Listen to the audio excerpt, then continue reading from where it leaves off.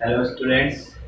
हमने osmotic pressure की जो भी थ्योरी थी, ठीक है, ऑस्मोटिक प्रेशर क्या होता है, ठीक, किस टाइप से कैलकुलेट किया जाता है, ऑस्मोटिक प्रेशर की हेल्प से मोलर मास कैसे कैलकुलेट करते हैं, वो सब डिस्कस कर लिया था। ठीक है, अब इस पे किस टाइप से न्यूमेरिकल्स को पूछा जाता है, किस टाइप से अदर क्वेश्चंस को पूछा जाता है, वो इस वीडियो में देखते हैं। सबसे पहला क्वेश्चन लिया हुआ है मैंने। क्या बोल रहा है question? Calculate the osmotic pressure of m/10 urea solution at 27 degree Celsius. कोई भी क्वेश्चन, कोई भी न्यूमेरिकल दिया हो, सबसे पहले जो भी गिवन हो वो लिखना है। ठीक, स्टार्टिंग से मैं बता रहा हूं, सॉल्यूशन में जो भी गिवन है वो लिखते हैं। Concentration of solution m/10। m capital M means molarity, मतलब इसको लिख सकते हैं 1/10 मोल पर litre. Okay, capital M means mole पर लीटर। ठीक, टेम्परेचर कितना गिवन है? 27 डिग्री सेल्सियस। और हमसे ऑस्मोटिक प्रेशर को पूछा है। ठीक, ऑस्मोटिक प्रेशर पूछा है। ऑस्मोटिक प्रेशर के लिए हम रिलेशन जानते हैं। Osmotic pressure pi is equals to CRT। C molar concentration, R gas constant और T absolute temperature, temperature in kelvin. तो सबसे पहले जो 27 डिग्री सेल्सियस टेम्परेचर है उसको केल्विन में कन्वर्ट कर लेते हैं हम। 273.15 केल्विन ऐड कर लेंगे। इसमें कन्वर्ट हो गया ये केल्विन में 300.15 केल्विन। 273 ऐड करो तो भी कोई प्रॉब्लम नहीं है, 273.15। इसके बाद में pi is equals to CRT। Molar concentration हमारे पास है 1/10 मोल पर litre. Okay, gas constant R। ठीक है, R की जो यूनिट है वो यूनिट कौन सी पुट करनी है? देखो इधर, जब भी हमें क्वेश्चन में, ठीक है, स्पेसिफाई करके नहीं बोला हो कि प्रेशर को पास्कल में या प्रेशर को बार में निकालो, तो इस सिचुएशन में हम जो यूनिट यूज लेंगे वो लेंगे 0.0821 लीटर ATM मोल इनवर्स केल्विन इनवर्स। इसका मतलब सॉल्यूशन का वॉल्यूम लीटर में, प्रेशर हमें इसमें एटमॉस्फेयर में कैलकुलेट होगा, मोल इनवर्स केल्विन इनवर्स। इस वैल्यू को पुट करो इनटू R की वैल्यू क्या पुट करेंगे? 0.0821 लीटर ATM मोल इनवर्स और केल्विन इनवर्स, और लास्ट में टेम्परेचर कितना गिवन है? 300 केल्विन। ठीक, यूनिट को भी मैंने साथ में पुट किया है। जैसा कि मैं बोलता हूँ, जब भी क्वेश्चन सोल्व करें, ठीक है, फाइनल रिजल्ट की यूनिट क्या आएगी वो कैसे पता करें, तो इसके लिए वैल्यू के साथ में यूनिट भी पुट करें। ठीक, मोल से mole inverse cancel, litre inverse और लीटर कैंसिल, केल्विन और केल्विन इनवर्स कैंसिल, तो क्या बच गया? ओनली ATM, मतलब जो प्रेशर की यूनिट आएगी वो एटमॉस्फेयर ATM आएगी। ठीक है, उसके बाद में अब वैल्यूज को सोल्व कर लो। इन वैल्यूज को जब सोल्व करते हैं तो ये आएगा हमारे पास 2.4। इस टाइप से हमें क्वेश्चन को सोल्व करना है। सिंपल सा पैटर्न है हमारा, जो गिवन है उसको लिख दो, क्या पूछना चाह रहा है उस रिलेशन को रिमाइंड करो। जैसे ऑस्मोटिक प्रेशर पूछ रहा है तो ऑस्मोटिक प्रेशर किस रिलेशन की हेल्प से निकाल सकते हैं? Pi is equals to CRT। अब देखो कौन कौन सी वैल्यूज हमारे पास है। हमारे पास मोलर कंसंट्रेशन है, हमारे पास गैस कांस्टेंट R की यूनिट है, जानते हैं हम। टेम्परेचर हमें गिवन है, टेम्परेचर भी पता है, केल्विन में कन्वर्ट करना है, ये ध्यान रखना है। सारी वैल्यूज जब है तो सारी वैल्यूज पुट की। ठीक, वैल्यूज के साथ में उनकी यूनिट्स पुट की, क्यों? ताकि फाइनल जो रिजल्ट है उसकी यूनिट हमें पता चल जाए। उसके बाद में सोल्व किया और आंसर आ गया। इस तरीके से हमें क्वेश्चन को सोल्व करना है। और क्वेश्चन देखते हैं और किस टाइप के न्यूमेरिकल्स पूछे जाते हैं। 4% यूरिया सॉल्यूशन इज आइसोटोनिक। इस आइसोटोनिक को मैं अंडरलाइन करता हूं। With 12% solution of organic compound A, calculate molar mass of A। 4% urea solution है जो आइसोटोनिक है 12% ऑर्गेनिक कंपाउंड A के सॉल्यूशन के साथ। आइसोटोनिक मतलब दो ऐसे सॉल्यूशन जिनका ऑस्मोटिक प्रेशर क्या होता है? सेम होता है। ठीक है, isotonic means solutions which have same osmotic pressure. तो ए के मोलर मास को कैलकुलेट करना। अब यहाँ पे 4% यूरिया सॉल्यूशन गिवन है, ध्यान देना। ऑस्मोटिक प्रेशर के केस में 4% यूरिया सॉल्यूशन, इसका मतलब क्या हुआ, 4% यूरिया सॉल्यूशन, इसका मतलब है 4 gram urea dissolved in 100 ml solution. 4 gram urea 100 ml solution में घुली हुई है। Similarly 12% solution of organic compound, इसका मतलब क्या हुआ, 12 ग्राम ए प्रेजेंट इन 100 ml सॉल्यूशन। दोनों सॉल्यूशन के लिए हमारे पास मास इन ग्राम है, volume of solution, mass in ग्राम है, वॉल्यूम ऑफ सॉल्यूशन। ओके, दोनों सॉल्यूशन कैसे हैं, आइसोटोनिक। सपोज यूरिया सॉल्यूशन का ऑस्मोटिक प्रेशर में पाई 1 बोलता हूँ और ए के लिए इसे बोलता हूँ पाई 2। तो दोनों ऑस्मोटिक प्रेशर क्या है, सेम। अब हम जानते हैं पाई 1 इज इक्वल्स टू क्या हो जाएगा, C1RT। आर गैस कांस्टेंट है और जो भी एक्सपेरिमेंट हो रहा है वो एक पर्टिकुलर टेम्परेचर पर है, तो T constant. Similarly pi 2 is equals to हो जाएगा C2RT। अब C1 जो है मोलर कंसंट्रेशन, इसको लिख सकते हैं मोल्स अपॉन वॉल्यूम और RT एज इट इज। इधर भी लिख सकते हैं moles upon volume RT as it is. ठीक है, इसमें कोई दिक्कत है नहीं। इसके बाद में मोल्स को क्या लिख सकते हैं, mass in gram upon molar mass. Moles को हम लिख सकते हैं mass in gram upon molar मास। तो इसको लिखा जा सकता है N1 को W1 अपॉन M1 और V as it is, RT as it is. Similarly N2 को लिखा जा सकता है W2 अपॉन M2, RT और V एज इट इज। ठीक है, RT से RT कैंसिल, क्योंकि ये कांस्टेंट है, इनकी वैल्यू पुट करने के बाद भी कैंसिल होगी, इनको कैंसिल कर दो। ठीक है, 1 हमने यूरिया के लिए यूज लिया है, तो हमने ए के लिए यूज किया है। अगर किसी को प्रॉब्लम है तो यहाँ 1 की जगह पाई यूरिया यूरिया यूरिया लिख सकता है, कोई दिक्कत नहीं। यहाँ पे ए लिख सकता है, हमने 1 2 कर लिया। अब W1 मतलब मास ऑफ यूरिया, ये मानने के ऊपर है, 1 2 किसी भी तरीके से माना जा सकता है। W1 means mass of urea कितना है, 4 ग्राम, 4 gram divided by molar mass of urea. Urea का मोलर मास पहले भी बताया हुआ है 60 ग्राम पर मोल, मोलर मास के लिए gram per mole. Volume of solution, volume of solution कितना है यहाँ पे, 100 ml। ठीक, अब 100 ml को किसमें, लीटर में कन्वर्ट करना है। 100 ml को लीटर में कन्वर्ट करेंगे मतलब 1000 से डिवाइड करेंगे, तो ये हो जाएगा 0.1 is equals to W2 12 gram upon M2 molar mass of A calculate करना है, और इधर हो जाएगा ये 0.1।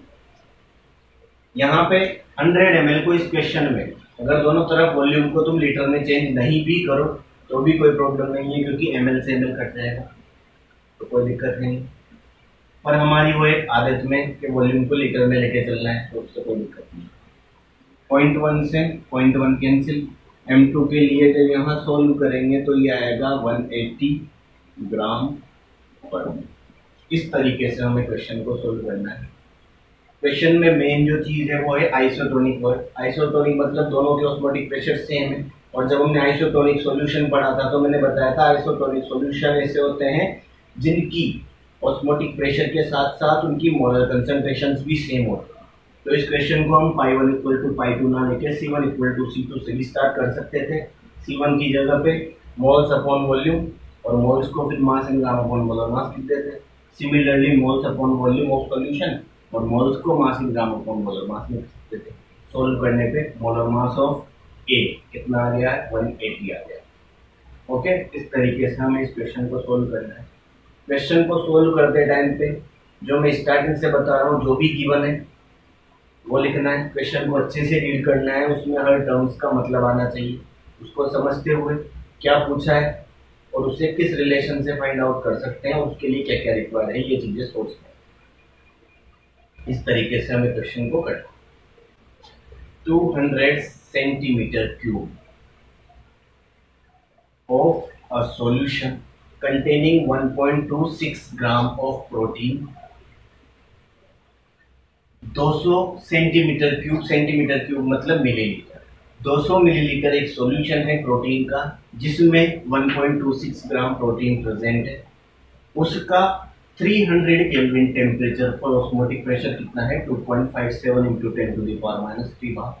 और हमें सॉल्यूशन के लिए मोलर मास कैलकुलेट करना है। जो भी गिवन है वो लिख लिया मैंने।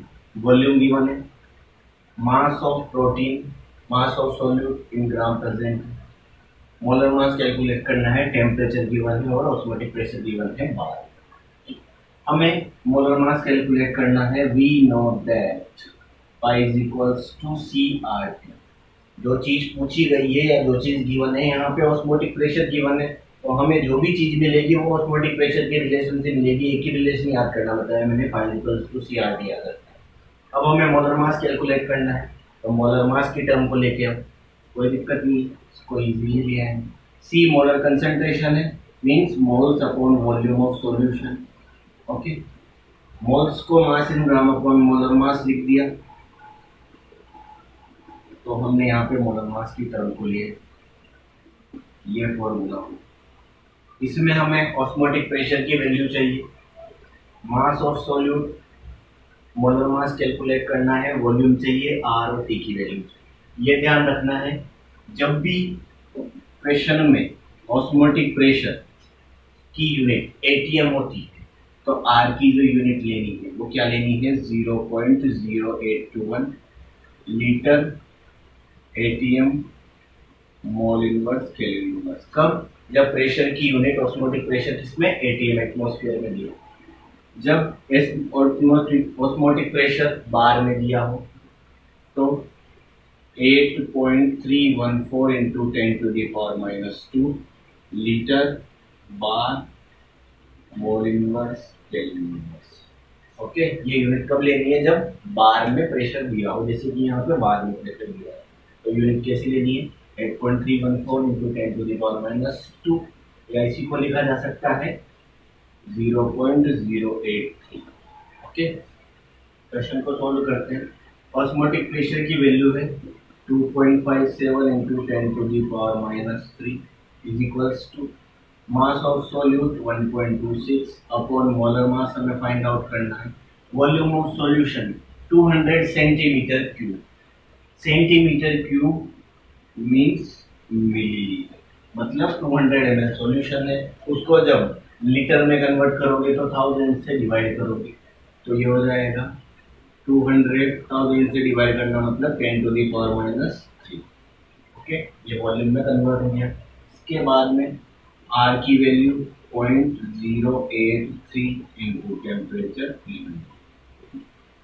मैं बोल रहा हूँ जो भी यूनिट लास्ट के आंसर की आएगी वो कैसे पता करना है, इनके साथ में वैल्यूज के साथ में यूनिट को भी लिखो, उनको कैंसिल करो, फाइनल जो बचेगा वही फाइनल रिजल्ट की लिखो, तो उस यूनिट को भी पुट करके सोल्व करना है। इसके बाद में यहाँ पे मोलर मास को सोल्व करते हैं। ठीक, मोलर मास कैलकुलेट करना है, इसको इधर ला के ये डिवाइड में चला जाएगा, हो जाएगा 1.26 0.083 into 300 divided by 2.57 into 10⁻³ 200 into 10⁻³। इसके बाद में कैलकुलेटिव पार्ट है। कैलकुलेशन करने का सबका अलग अलग मेथड होता है। ठीक, सिंपली इसकी कैलकुलेशन जो भी करोगे लास्ट में इसका आंसर कितना आएगा 61.2 ऑलमोस्ट, और यूनिट आ जाएगी मोलर मास की ग्राम पर। इस तरीके से क्वेश्चन को सोल्व करना है। ठीक, सिंपल वही पैटर्न जो मैं बार बार बता रहा हूँ उसको फॉलो करना है। क्वेश्चन को अच्छे से पढ़ो, जो भी वैल्यूज गिवन है उनको लिख लो, क्या पूछा गया है, किस रिलेशन की हेल्प से आ सकता है उसको सोचो, उसको रिकॉल करो, उस तरीके से क्वेश्चन को सोल्व करना है। एक और क्वेश्चन देखते हैं नेक्स्ट किस तरीके से क्वेश्चन में एक पॉलीमर सैंपल का सॉल्यूशन है जिसे 1 ग्राम पॉलीमर को डिसॉल्व करके बनाया। सॉल्यूशन का वॉल्यूम कितना हो जाता है 450 ml और मोलर मास हमें कितना दिया हुआ है 1,85,000। और क्वेश्चन में ऑस्मोटिक प्रेशर पूछा गया है, वो भी किसमें पास्कल में। मतलब जो ऑस्मोटिक प्रेशर कैलकुलेट करो तो उनका रिजल्ट उसमें उनको किसमें चाहिए, पास्कल में चाहिए। ऑस्मोटिक प्रेशर पास्कल में कैलकुलेट करो। Osmotic pressure pi is equals to CRT, इसी फॉर्मूला से निकाला जाएगा। मोलर कंसेंट्रेशन मतलब N/V मोल्स अपॉन वॉल्यूम, और मोल्स को क्या लिख सकते हैं, mass of solute upon molar mass. R की यूनिट पे ही ये क्वेश्चन डिपेंड करेगा। आर की यूनिट जब क्वेश्चन में प्रेशर पास्कल में पूछा हो तो सिंपल से याद रखना है। बहुत से बच्चे प्रेशर को कन्वर्ट कर लेते हैं एटीएम क्लास में, पर सिंपल में बता रहा हूँ, आर की यूनिट ध्यान रखो। आर की यूनिट जब तुम्हें पास्कल में कैलकुलेट करना हो प्रेशर, तो आर की वैल्यू क्या पुट करोगे, 8.314 इंटू 10⁻³ लीटर पास्कल मोल इनवर्स केल्विन इनवर्स। ठीक है, तो 3 टाइप की आर की यूनिट ध्यान रखनी है। जब एटमॉस्फेयर में कैलकुलेट करना हो तो 0.0821, जब बार में कैलकुलेट करना हो तो 0.083, और जब पास्कल में कैलकुलेट करना हो तो 8.314 इंटू 10⁻³ वैल्यूज पुट करो। 1 ग्राम इंटू आर की unit 8.314 into 10⁻³ temperature 37 degree Celsius दिया हुआ है। 273 ऐड करो, केल्विन में convert, 310 divided by molar mass 185 into 10⁻³ लिख सकते हैं इसको। 185,000 को 185 इंटू 10⁻³ इंटू वॉल्यूम 450 ml या 450 ml इंटू 10⁻³ 10⁻³ में करते हैं, ये किस में कन्वर्ट हो गया, लीटर में। लीटर में कन्वर्ट करने का रीजन जो आर की यूनिट है वो किस में है, लीटर में। ओके, जब इसको सोल्व करते हो तो इसका जो आंसर आएगा वो आएगा 30.85 पास्कल। इस तरीके से हम क्वेश्चन को सिंपली सोल्व कर सकते हैं, कोई दिक्कत नहीं है। तो ऑस्मोटिक प्रेशर में किस टाइप के न्यूमेरिकल्स बन सकते हैं ये हमने डिस्कस कर लिया। इसके बाद में कुछ थ्योरेटिकल क्वेश्चन जो ऑस्मोटिक प्रेशर से रिलेटेड या ऑस्मोसिस से रिलेटेड पूछे जा सकते हैं, उनको भी देखते हैं किस टाइप से क्वेश्चंस को डिस्कस किया जा सकता है। ये क्वेश्चन बोर्ड एग्जाम में पूछा गया है। Why osmotic pressure method is most helpful to determine molar masses of polymers and macromolecules such as proteins, amino acids। Amino acids हो गए, प्रोटीन्स हो गए, या पॉलीमर्स जो लार्ज साइज के, बड़े साइज के मॉलिक्यूल्स होते हैं, उनके मोलर मास को कैलकुलेट करने के लिए अदर कोलिगेटिव प्रॉपर्टीज के कंपेयर में ऑस्मोटिक प्रेशर मेथड जो है वो ज़्यादा हेल्पफुल है उनके मोलर मास को कैलकुलेट करने के लिए। इसका रीजन पूछा गया है, तो इसका रीजन क्या है, इसके 2-3 रीजन है। सबसे पहला रीजन है जो ऑस्मोटिक प्रेशर है उसको रूम टेम्परेचर पर कैलकुलेट किया जा सकता है, पहली बार। इसका बेनिफिट क्या है, इसका बेनिफिट है रूम टेम्परेचर पर प्रोटीन्स, एमिनो एसिड्स ये सब स्टेबल होते हैं, ज़्यादा टेम्परेचर पे ये डिकम्पोज हो जाते हैं। तो अगर हम एलिवेशन इन बॉइलिंग पॉइंट की बात करेंगे, उसकी हेल्प से अगर मोलर मास को कैलकुलेट करेंगे तो वो यहाँ पे हेल्पफुल नहीं होगा। तो पहला जो रीज़न है, पहली जो एडवांटेज है ऑस्मोटिक प्रेशर को क्यों यूजफुल माना गया है, उसकी पहली एडवांटेज क्या है, रूम टेम्परेचर पर ऑस्मोटिक प्रेशर को कैलकुलेट किया जा सकता है। दूसरी एडवांटेज है इसमें जो कंसंट्रेशन टर्म्स यूज में ली जाती है वो मोलर कंसंट्रेशन यूज ली जाती है, मोलरिटी, जबकि अदर कोलिगेटिव प्रॉपर्टी में मोलरिटी को यूज में लिया जाता है। मोलरिटी को लेबोरेटरी में इजीली कैलकुलेट किया जा सकता है अदर कंसंट्रेशन टर्म्स के कंपेयर में, मोलरिटी के कंपेयर में।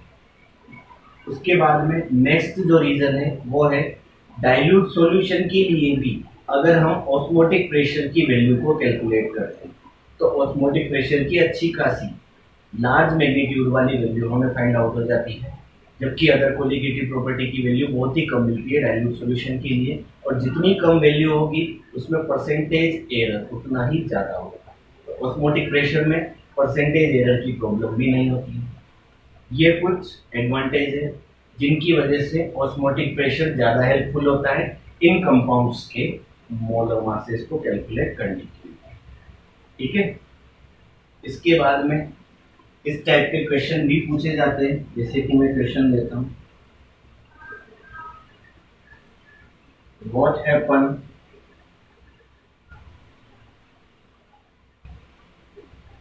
व्हेन RBC is placed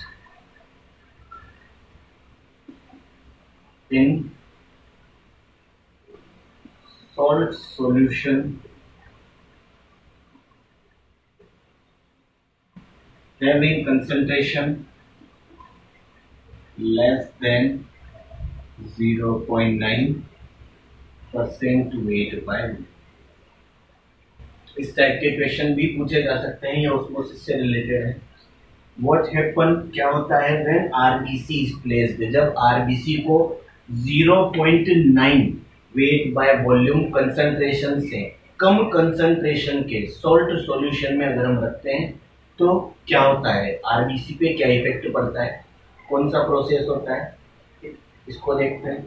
इस टाइप के क्वेश्चन को सोल्व करने के लिए दो बातें हमें ध्यान रखनी है। पहली बात क्या ध्यान रखनी है, जब भी, ठीक है, पहली बात क्या ध्यान रखनी है, जब भी दो सॉल्यूशन के कंसंट्रेशन क्या होती है, सेम, जब भी दो सॉल्यूशन की कंसंट्रेशन सेम होगी और उन्हें अगर एसपीएम के थ्रू, सेमी परमेबल मेम्ब्रेन के थ्रू अगर हम सेपरेट करके रख देंगे तो उनमें किसी भी टाइप की ऑस्मोसिस की प्रोसेस नहीं होगी। पहली बात ये ध्यान रखनी है। दूसरी बात क्या ध्यान रखनी है, दूसरी बात ये ध्यान रखनी है, अगर दो सॉल्यूशन है जिनकी कंसंट्रेशन डिफरेंट है और उनको एसपीएम के थ्रू सेपरेट करके रख दिया तो हमेशा हमेशा लो कंसंट्रेशन से सॉल्वेंट के मॉलिक्यूल्स हाई कंसंट्रेशन की तरफ मूव करेंगे। ये दोनों बातें ध्यान रखनी है। लो कंसंट्रेशन का सॉल्यूशन मतलब हाइपोटोनिक, हाई कंसंट्रेशन का सॉल्यूशन मतलब हाइपोटोनिक। यहाँ पे सपोज मैंने आरबीसी को रख दिया सॉल्यूशन में, सॉल्यूशन क्या है 0.9% वेट बाय वॉल्यूम से कम कंसंट्रेशन वाला, ठीक है, मतलब इसकी कंसंट्रेशन लो कंसंट्रेशन है। और आरबीसी के अंदर जो भी सॉल्यूशन है उसकी कंसंट्रेशन कैसी है, हाई कंसंट्रेशन। तो लो कंसंट्रेशन सॉल्यूशन की है, हाई कंसंट्रेशन सेल के अंदर जो भी फ्लूइड भरा हुआ है उसकी है। तो अपने आप मूवमेंट लो कंसंट्रेशन से इस मेम्ब्रेन के थ्रू हाई कंसंट्रेशन की ओर जाएगा, मतलब जो वाटर है वो सेल के अंदर क्या होगा, एंटर कर जाएगा, उसकी वजह से सेल एक्सपेंड होगी और क्या हो जाएगी, बर्स्ट हो जाएगी, फट जाएगी। ठीक है, तो यहाँ पे ये ध्यान रखना है, जब भी आरबीसी को 0.9% वेट बाय वॉल्यूम कंसंट्रेशन से कम कंसंट्रेशन के सॉल्यूशन में रखते हैं तो वाटर एंटर करेगा, किस वजह से, ऑस्मोसिस की वजह से, और उससे आरबीसी कैसी हो जाएगी, कोलैप्स हो जाएगी। ठीक है, ये ध्यान रखना है। इसके बाद में यहाँ पे और इस क्वेश्चन को किस तरीके से पूछा जा सकता है, जो भी आरबीसी के अंदर सॉल्यूशन होता है वो 0.9 वेट बाय वॉल्यूम कंसंट्रेशन के सोल्ट सॉल्यूशन या NaCl सॉल्यूशन के साथ कैसा होता है, आइसोटोनिक होता है। मतलब सेल के अंदर जो भी लिक्विड है वो आइसोटोनिक है इस कंसंट्रेशन के सॉल्यूशन के साथ, 0.9% weight by volume NaCl solution. मतलब अगर किसी भी आरबीसी में इस कंसंट्रेशन के सॉल्यूशन को इंजेक्ट कर देते, ठीक है, तो उसमें किसी भी टाइप का ऑस्मोसिस प्रोसेस नहीं होगा, मतलब ना तो वाटर अंदर जाएगा ना ही अंदर से वाटर बाहर आएगा। ये ध्यान रखना है पहली बात। दूसरी बात, अगर 0.9% वेट बाय वॉल्यूम कंसंट्रेशन से ज्यादा कंसंट्रेशन के सॉल्यूशन में आरबीसी को रख देते हो, रेड ब्लड सेल्स को रख देते हो, तो सॉल्यूशन की कंसंट्रेशन हाई हो जाती है, जबकि आरबीसी के अंदर जो लिक्विड है उसकी कंसंट्रेशन क्या हो जाती है, लो। तो लो कंसंट्रेशन मतलब आरबीसी से वाटर इस सॉल्यूशन में आएगा और आरबीसी श्रिंक हो जाएगी। ठीक है, तो ये चीज हमेशा ध्यान रखनी है, मूवमेंट किस से किस साइड कराना है, लो कंसंट्रेशन से हाई कंसंट्रेशन की हो। ऐसा ही एक और क्वेश्चन देखते हैं, इससे क्लियर हो जाएगा।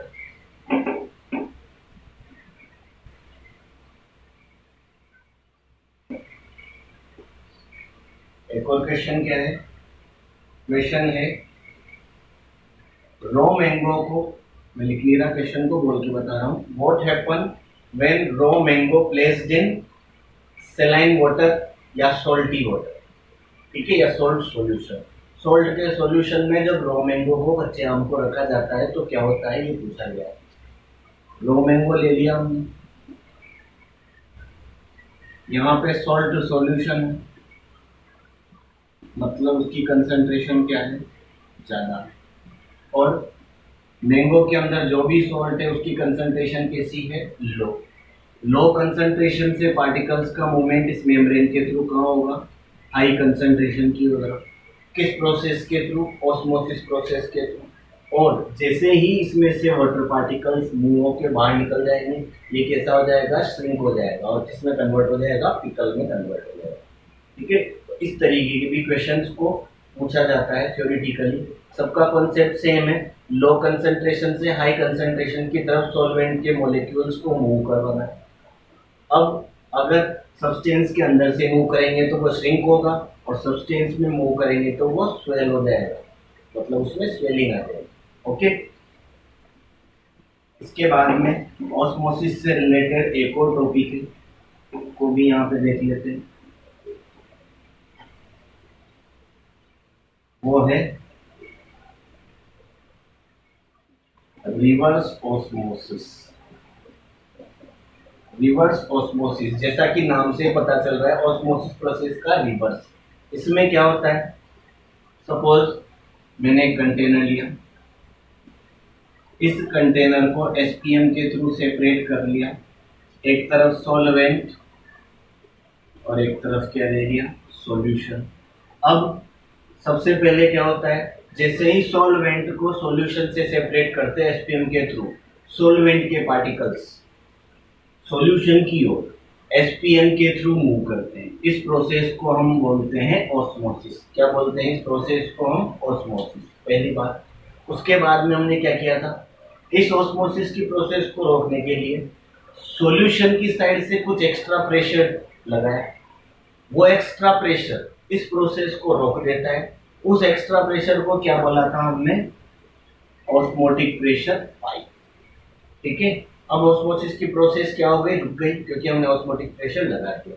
अब जैसे ही इस ऑस्मोटिक प्रेशर से ज्यादा प्रेशर, ऑस्मोटिक प्रेशर से लार्ज प्रेशर मैं सॉल्यूशन की साइड पे अप्लाई करता हूं, तो अब क्या होगा, ऑस्मोटिक प्रेशर जब अप्लाई किया था प्रोसेस रुक गया था। अब जैसे ही इससे ज्यादा प्रेशर मैं अप्लाई करूंगा, सॉल्यूशन की साइड से जो भी सॉल्वेंट के मॉलिक्यूल्स है, ठीक है, वो एसपीएम के थ्रू सॉल्वेंट की ओर आने लग जाएंगे। मतलब जो ऑस्मोसिस प्रोसेस है वो क्या हो जाएगा, रिवर्स हो जाएगा। कब, when extra pressure which is greater than osmotic pressure is applied through the solution side, then solvent particle moves towards solvent side via SPM। ठीक है, जब हम ऑस्मोटिक प्रेशर से ज्यादा प्रेशर सॉल्यूशन साइड अप्लाई करेंगे तो सॉल्वेंट के particles इस मेम्ब्रेन के थ्रू वापस सॉल्वेंट की ओर आने लग जाएंगे। इस प्रोसेस को क्या बोला जाता है, रिवर्स ऑस्मोसिस। मतलब ऑस्मोसिस का रिवर्स हो गया। क्या होता था ऑस्मोसिस में, सॉल्वेंट से सॉल्यूशन की ओर जाते थे, जैसे ही प्रेशर इतना ज्यादा लगा दिया कि ऑस्मोटिक प्रेशर से ज्यादा हो गया तो सॉल्यूशन से पार्टिकल किधर आने लग गए, सॉल्वेंट की ओर। इसे ही क्या बोला जाता है, रिवर्स ऑस्मोसिस। ठीक है, और इसका एप्लीकेशन क्या है, इसको सी वाटर के डीसेलिनेशन में यूज किया जाता है। डीसेलिनेशन ऑफ सी वाटर से क्या मतलब है, डीसेलिनेशन मींस सी वाटर में जितनी भी सॉल्ट्स की इंप्योरिटीज है उसको रिमूव करना, उससे बोलते हैं डीसेलिनेशन। वो किसकी हेल्प से, रिवर्स ऑस्मोसिस की हेल्प से किया जा सकता है। उसमें क्या होता है, एक कंटेनर लिया जाता है जिसको बीच में एसपीएम मेम्ब्रेन के थ्रू सेपरेट करते हैं, एक साइड से सी वाटर एंटर करता है। अब सी वाटर में जितने भी सॉल्ट होंगे तो वो सॉल्ट लाइक इंप्योरिटीज इस एसपीएम को पास आउट नहीं कर पाएगी, पर सॉल्वेंट के मॉलिक्यूल, मतलब जो प्योर वाटर के मॉलिक्यूल्स होंगे वो एसपीएम को पार कर लेंगे। जैसे ही pressure which is excess then osmotic pressure apply किया जाएगा तो वाटर मोलिक्यूल्स मेम्ब्रेन के थ्रू इस साइड पे, जबकि जितनी भी सॉल्ट लाइक इम्प्योरिटीज है वो दूसरे चैम्बर में रह जाएगी। इस तरीके से डिसैलिनेशन किया जा सकता है। दूसरी एप्लीकेशन सेम इसी टाइप की है, वाटर प्योरिफिकेशन। जितने भी घर में हम वाटर प्योरीफायर यूज करते हैं वो सब किस पे वर्क करते हैं, रिवर्स ऑस्मोसिस पे। ठीक है, हम बोलते हैं RO. RO means reverse osmosis. तो जितने भी वाटर प्योरीफायर है वो रिवर्स ऑस्मोसिस के कॉन्सेप्ट पर ही वर्क करते हैं। तो ये भी क्वेश्चन पूछा जा सकता है, वाटर प्योरीफायर किस कॉन्सेप्ट पे या किस सिस्टम पे वर्क करता है, रिवर्स ऑस्मोसिस। इस टाइप से ऑस्मोसिस या ऑस्मोटिक प्रेशर से रिलेटेड क्वेश्चंस को डिस्कस किया जा सकता है। इस टाइप के क्वेश्चन पूछे जा सकते हैं। ओके।